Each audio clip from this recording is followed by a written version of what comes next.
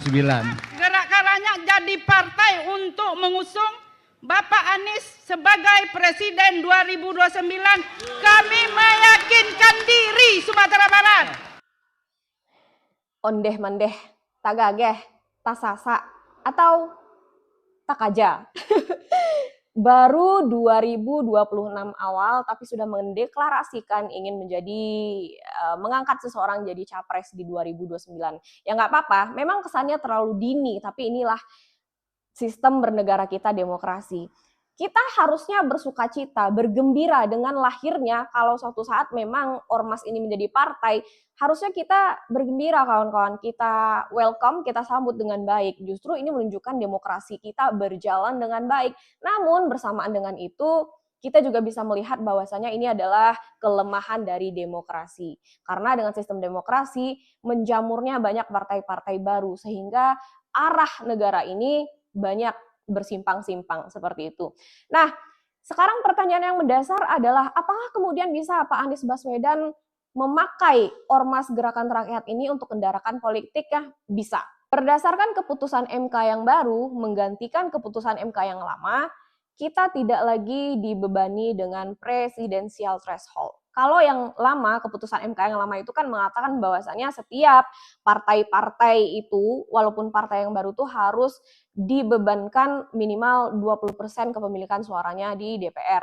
Nah, tapi setelah lahirnya keputusan MK yang baru ini melalui GR, nah itu tidak lagi berlaku yang presidensial threshold-nya yang 20% itu. Artinya, jika Partai Gerakan Rakyat ini sudah terverifikasi, sudah resmi menjadi partai, nah bisa langsung mengusung Pak Anies Baswedan menjadi capres, dan itu kemudian tinggal kemampuan Partai Gerakan Rakyat ini untuk membangun koalisi untuk mengambil suara ketika kontestasi politik.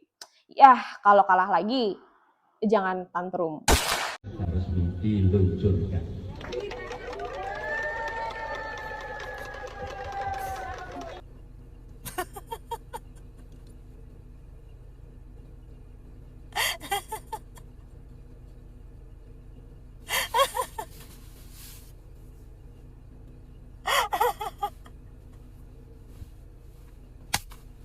Deklarasi jadi parpol, Gerakan Rakyat ingin Al-Abah Al-Magdi Al-Julidi jadi presiden. Oh, sekarang udah jadi partai toh, dari ormas jadi partai.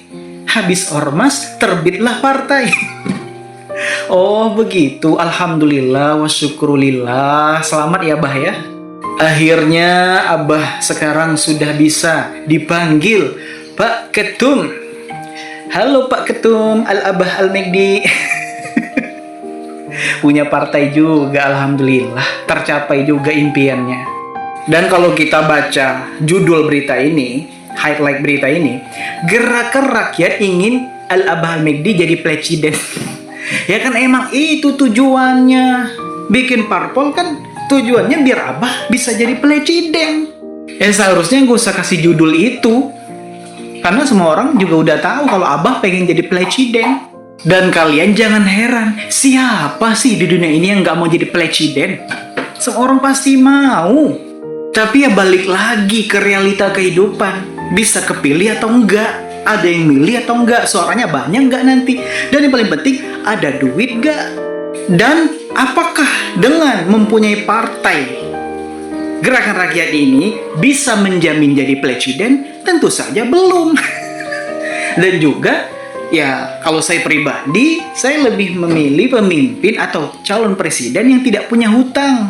Apalagi kalau orangnya tersebut pengkhianat. Aduh, itu refleks sekali bagi saya. Saya anti dengan orang-orang yang begitu. Pengkhianat, tidak tahu terima kasih, tidak tahu balas budi, udah dibantu tapi ya seperti tidak pernah dibantu.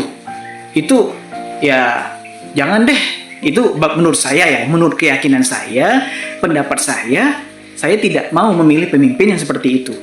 Dan yang paling pentingnya lagi, bisa atau tidak bisanya jadi presiden itu tergantung nasib dan takdir.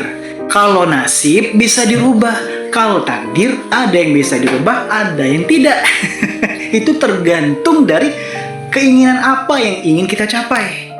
Kalau keinginan yang ingin kita capai itu sepertinya tidak memungkinkan bagi kita sendiri, dan kalau dipenuhi keinginan tersebut bisa menyebabkan mudarat atau kerugian bagi orang banyak, maka Allah tidak akan mengabulkannya, tidak akan merubahnya.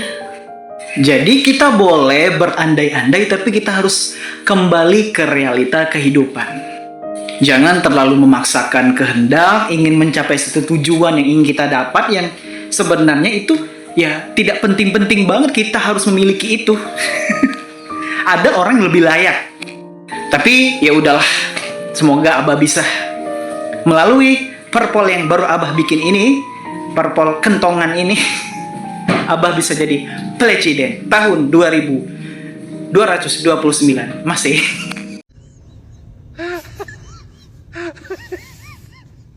Gerak-geraknya jadi partai untuk mengusung Bapak Anies sebagai presiden 2029. Kami meyakinkan diri adalah naikkan Pak Anies menjadi calon presiden 2029. Bahwa pemimpin nasional kita nanti insya Allah adalah Anies Rashid Baswedan.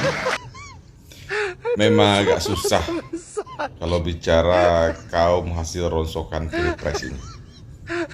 Orang masih sibuk kerja, ini baru tahun 2026, oi.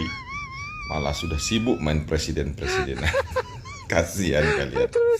Kasihan saya.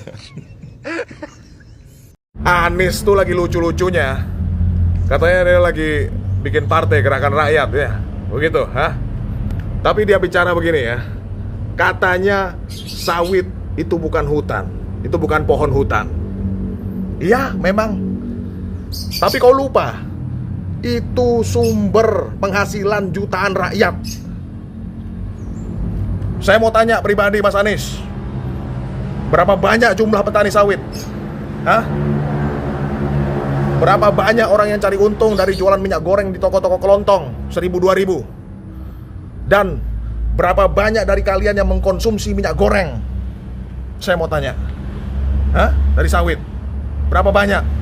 Mas Anies juga konsumsi kan? Perut maju begitu. Hah?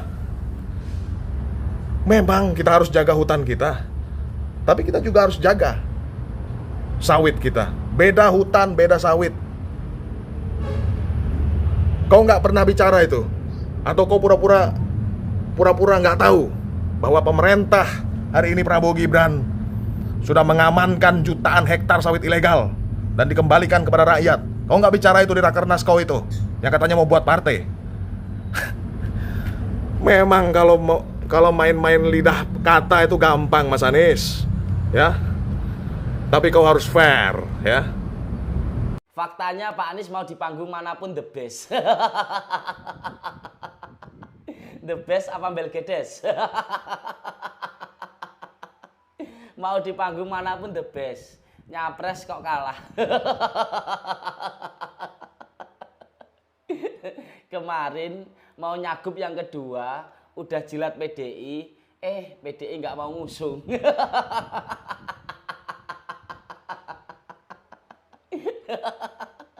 Sekarang gabung Ormas, berharap nanti 2029 diusung sama Ormas. Diusung sama partai besar aja nggak jadi, apalagi diusung sama Ormas. Ternak unta itu lucu ya, mereka nggak bisa mikir. Kalau abahnya ini,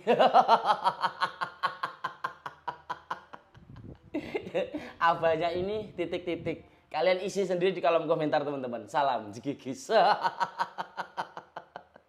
Ada satu partai politik baru yang dalam pekan ini mendeklarasikan dirinya sebagai partai politik baru, yaitu Partai Gema Bangsa. Tujuan dari partai ini katanya adalah untuk mewujudkan masyarakat yang adil, sejahtera, makmur, dan seterusnya, sekaligus untuk menjawab bagaimana maraknya politik transaksional dan dikuasai oleh kelompok-kelompok oligarki. Tidak tanggung-tanggung, Partai Gema Bangsa langsung mendukung Presiden Republik Indonesia Prabowo Subianto untuk maju kembali di Pilpres 2029. Saya kira ini menjadi salah satu isu politik yang belakangan ini juga ramai diperbincangkan Karena dalam sepekan ini sudah ada 2 partai politik baru. Pertama adalah Partai Gema Bangsa, yang kedua adalah Partai Gerakan Rakyat. Bagi saya ini adalah musim semi politik, tentu menghadapi pertarungan di Pilpres 2029. Mungkin bagi kita semua pemilu masih jauh, Belanda masih jauh, tapi bagi partai-partai mereka mempersiapkan segala sesuatunya untuk ikut bertanding. Sangat layak untuk kita tunggu apakah partai politik baru ini akan menjadi partai yang besar, akan menjadi partai yang hebat, dan tentu ujiannya adalah bisa tidak lolos ke parlemen. Ayo, siapa lagi yang akan bikin partai politik baru? Ya hitung-hitung ini mencari peruntungan politik, karena apapun judulnya di negara kita, suka tidak suka, kalau ingin jadi presiden, kalau ingin menjadi bagian penting dalam keputusan-keputusan politik strategis, tidak lain dan tidak bukan, memang harus melalui partai politik.